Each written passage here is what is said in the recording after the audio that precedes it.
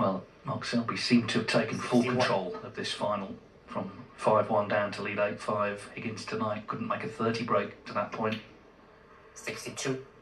But he's dug deep into these vast reservoirs of experience, and he now needs this pink, barring snookers, for victory.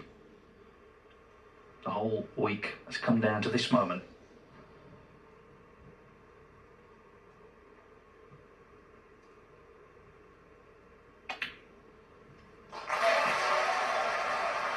He won't celebrate yet. He wants the extra red. We may see a little celebration if this goes in though.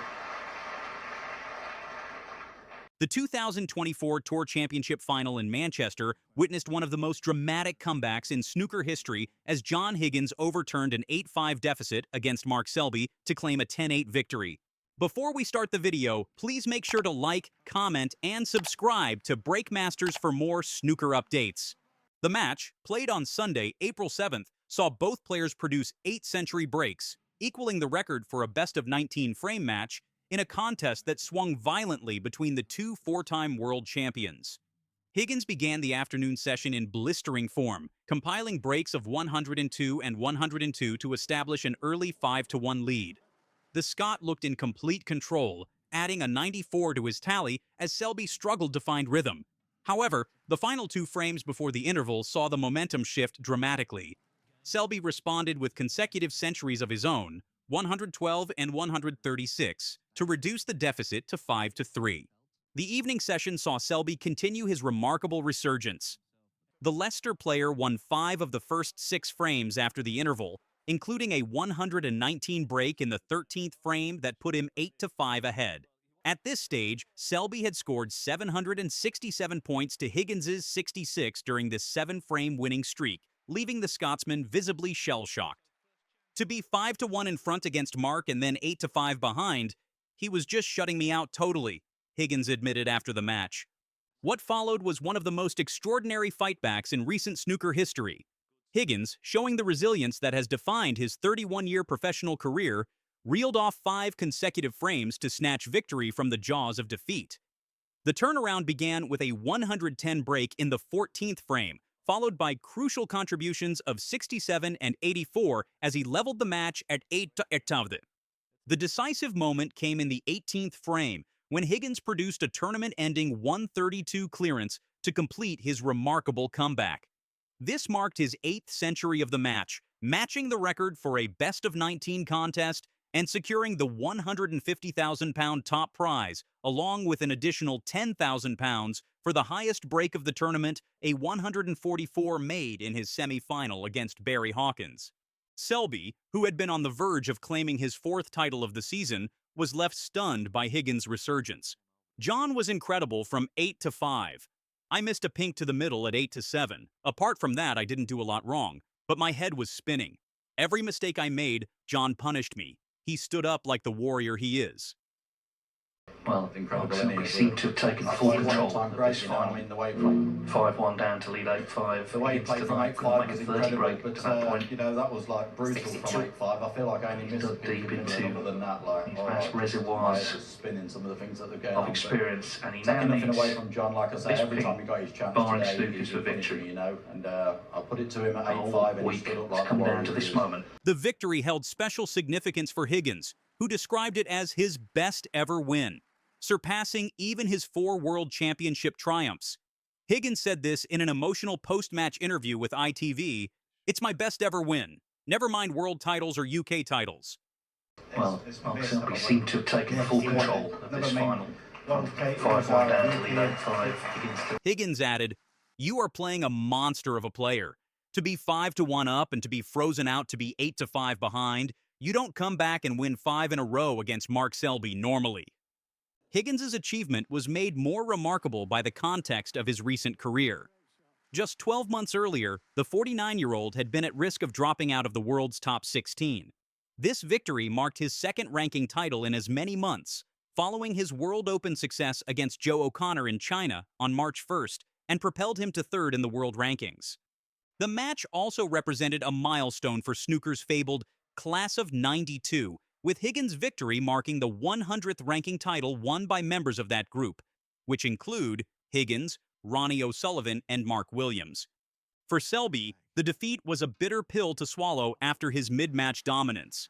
He told ITV4, "That was brutal from 8 to 5. I feel like I only missed the pink in middle, and other than that, like, oh, just my head was spinning some of the things that were going on."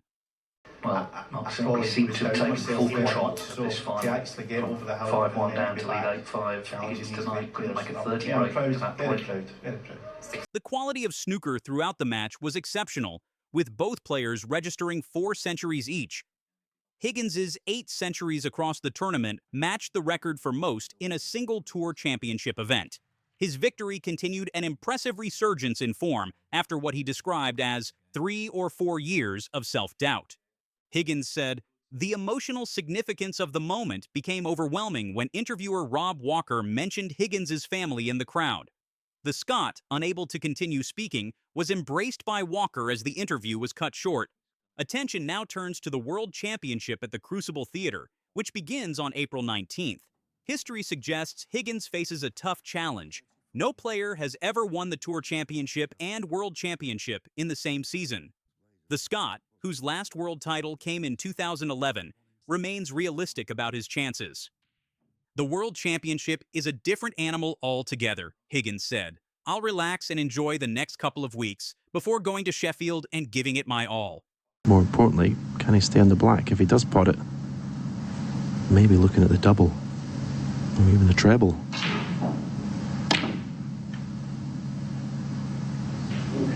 Go on, get in. Get in. What a shot. What a shot. Well, there's your hot shot for the week straight away. Absolutely. John Higgins has identified Mark Selby as the second most talented player he has faced throughout his illustrious career, placing him only behind Ronnie O'Sullivan in terms of skill and accomplishment. The Scottish snooker legend made these comments ahead of their Tour Championship final clash in Manchester, with the World Championship at the Crucible just 2 weeks away. Wow. That's incredible, Phil. What a pot that is. That's got to be, Phil, the best long pot of the match from Mark Selby there. That were more straightforward than that one, but what a pot this is, and what a time to produce it. Give himself a great chance of getting right back in this frame. Well, not only was this an outstanding pot, forced into it, he felt. He knows his way and knows little moves that normal players wouldn't know, and this looks good. This looks very good. What a shot that is! Higgins, known as the Wizard of Wishaw, has spent more than 3 decades competing at the highest level of the sport. During this time, he has matched skills with numerous all-time greats, making his assessment of Selby particularly noteworthy. Mark is an incredible competitor and an incredible champion. He's one of the best players who has ever held a cue without a shadow of a doubt, Higgins told ITV before their final showdown. Higgins elaborated on what makes champions like Selby stand out from their peers. "These other great champions who are winning multiple events have to have steel in them. They have got to have the whole package." While acknowledging other elite players in the current game, Higgins was clear about where Selby ranks in his estimation. "A lot of the top players have got all that. Your Judd Trump, Kieran Wilson coming on the scene. He's an incredible competitor. Without a doubt, he's one of the best I've ever faced. I'd probably put him behind just O'Sullivan." Higgins himself emerged on the professional scene alongside O'Sullivan and Mark Williams, forming what became known as snooker's iconic Class of '92. Despite this shared history with O'Sullivan, Higgins has no doubt that Selby belongs in the conversation about the sport's greatest talents. Former world champion Ken Doherty offered his perspective on both Higgins and Selby, praising their standing in the game. The 1997 Crucible King said, "They are 2 of the greats of the game, 2 of the greatest match players that the game has ever seen, and they are both playing really well and scoring well." Doherty highlighted the mental attributes that set both players apart. He said, "They both have the appetite, desire, determination, and tenacity. They are the cleverest players to have ever played the game. I don't know how they will break each other down." Alan McManus, another respected voice in the sport and former Masters champion, emphasized the challenge Selby presents to Higgins. "Mark Selby, in the form he's in, is the ultimate test for John. John knows it," McManus stated. McManus pointed to the mental aspect as crucial in their matchup. The physicality of your game is one thing, but it's the 6 inches between your ears that is the most important. He also noted how Higgins' recent tournament victory has boosted his confidence. The fact he came home from China with a trophy of World Open in the cabinet makes all the difference to someone like John. It gives him that belief that the things he's working on are coming to fruition. Jimmy White, the veteran player with more than 4 decades of professional experience, previously singled out Selby as the most formidable opponent he has faced. White said, "Mark is as hard as nails. He's a nice fella, he shakes everyone's hand when he's playing them. He's a total gentleman, but make no mistake, he is ruthless on the snooker table. He's probably the toughest." White drew a comparison between Selby and another snooker legend known for tactical play. He said, "I grew up with Steve Davis, seeing how good tactically he was. Mark has taken the tactical side to a different level. He can tie people up in knots, but he enjoys getting into score as well." The Tour Championship represents the final professional tournament before the World Championship. Both Higgins and Selby demonstrated exceptional form en route to the final in Manchester, with a substantial prize of £150,000 awaiting the winner. Selby secured his place in the final with a dominant 10-2 victory over China's Ding Junhui. The 41-year-old Englishman established a commanding 6-2 lead in the first session and continued his strong performance with breaks of 104, 54, and 58 to complete the win.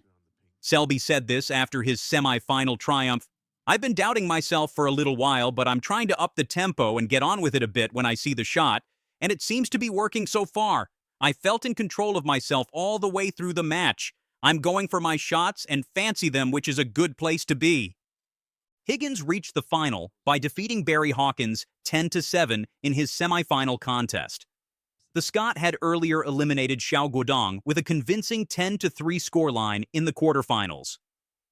Both finalists have impressive championship credentials, with 4 World Championship titles each. Their head-to-head record prior to this final stood at 24 matches, with Selby holding the advantage at 16 wins to Higgins' 8.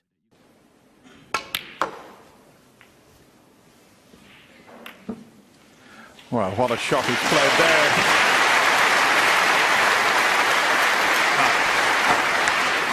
How many players would have even thought of playing that? It looked like he was playing into the reds. He was playing to free the pink and black. This isn't. The snooker world faces unprecedented uncertainty as Ronnie O'Sullivan, the sport's most decorated modern player, teeters on withdrawing from the 2025 World Championship. The 7-time Crucible champion has participated in every tournament since 1993, but now confronts career-altering challenges that threaten his streak. Not give me either. What a shot he played there. Wow. What a shot that was. Not only the pot, but have a look at the control of this. Oh, that is top drawer. Neil Robertson, the 2010 world champion, delivered a stark assessment of the situation. O'Sullivan's absence would be an absolutely massive blow to the tournament, he told the press. What Ronnie brings to the World Championship is viewers. He brings eyes on snooker we normally wouldn't have. Robertson currently ranks 10th in the world standings. The crisis stems from 2 interlinked issues: equipment struggles and psychological barriers. O'Sullivan destroyed his primary cue during a championship league match against Robert Milkins on January 23rd. Video footage showed the 49-year-old snapping the implement following a 3-2 defeat to Chris Wakelin. O'Sullivan confessed this to Sunsport, "I literally don't have a cue. I still haven't found one that I'm comfortable with." His search for replacement equipment has proven exhaustive. "I've probably changed my cue 4 or 5 times, O'Sullivan revealed. Historical precedent suggests this process could take months. He noted previous instances where finding suitable equipment required sometimes a year. The broken cue, retrieved from trash by friend Robbie, is now considered unrepairable memorabilia. It'll be getting sold off," O'Sullivan stated, acknowledging regret over the impulsive destruction. The equipment crisis coincides with profound mental challenges. O'Sullivan admitted, "I was getting to the point where I was scared to even go near a table, not even the match table, just a practice table. and that has been going on for a long time. This psychological barrier persisted even during his most successful recent season when he claimed 5 tournament victories. Even that season when I won 5 tournaments, it was just hard, O'Sullivan said. I couldn't keep going on struggling. At some point, you've got to try and enjoy the game. I can only enjoy it if I'm playing half decent. His current practice regimen stands at 15 hours weekly, with plans to intensify training after returning from Saudi Arabia. Robertson speculated about O'Sullivan's mindset regarding the uncertainty. He said, I think part of him will enjoy that buzz. That is maybe what he needs, to fall back in love with the sport. He dismissed concerns about O'Sullivan's lack of competitive play, stating, if he feels really good about his game, he has proven he doesn't need much match practice. He can slot straight in. The timeline for O'Sullivan's decision is precise. 3 practice sessions scheduled for April 14th to 16th will determine his participation. He confirmed, I'll make a decision after those 3 good sparring sessions that I have arranged. The World Championship begins April 19th, leaving minimal margin for error. O'Sullivan's withdrawal would trigger immediate consequences. World number 17. Gary Wilson stands to inherit his seeded position. Tournament organizers face significant commercial implications. O'Sullivan's matches traditionally deliver peak viewership figures. Robertson said, any member of the public or fan would be devastated. The player's recent schedule reveals escalating challenges. Since January, O'Sullivan has withdrawn from 5 events, which includes Masters, World Grand Prix, German Masters, Welsh Open, Scottish Open. His aborted Welsh Open participation proved particularly telling. After driving 9 hours from Essex to Llandudno and checking into a hotel, O'Sullivan returned home without playing a frame. Official records cited medical grounds for these withdrawals.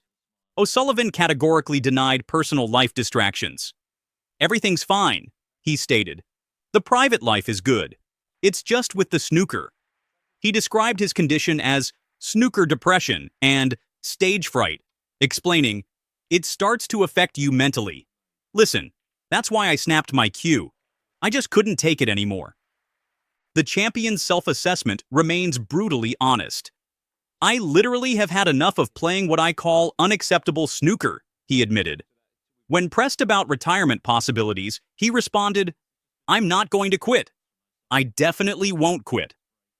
Robertson painted a vivid picture of the potential Crucible atmosphere should O'Sullivan compete.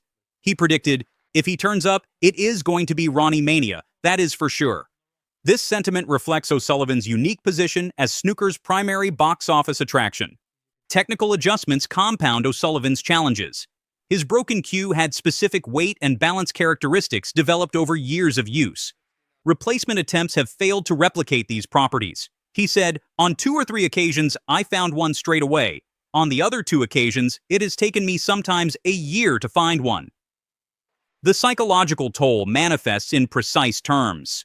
O'Sullivan resumed practice only in mid-March after taking multiple holidays. His description of scared reflects performance anxiety rare for elite athletes at his career stage.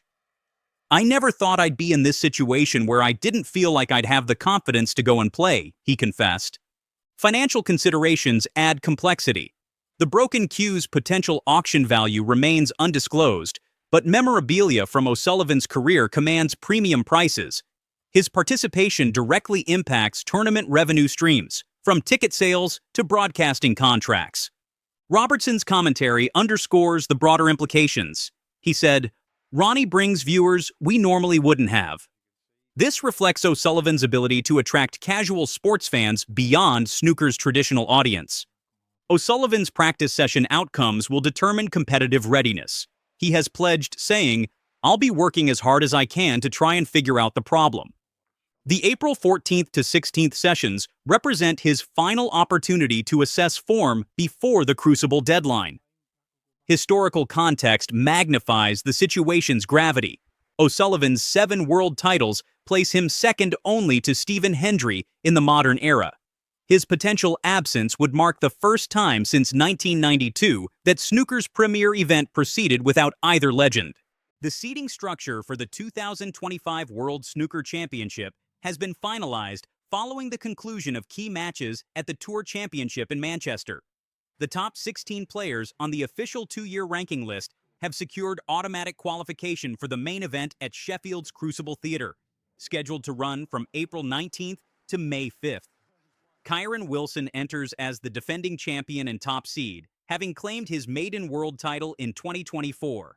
World number 1. Judd Trump occupies the second seeding position. 4-time champion Mark Selby is provisionally seeded 3rd, followed by the controversial figure of Ronnie O'Sullivan at number 4. The confirmation of the seedings came after Xiao Guodong's 10-8 victory over Wu Yizi in the Tour Championship first round. This result eliminated Wu's mathematical chance of breaking into the top 16, ensuring Jack Jones retained the crucial 16th seeding position. Jones, who reached last year's final, benefits from the £200,000 prize money earned during that run to maintain his automatic qualification spot.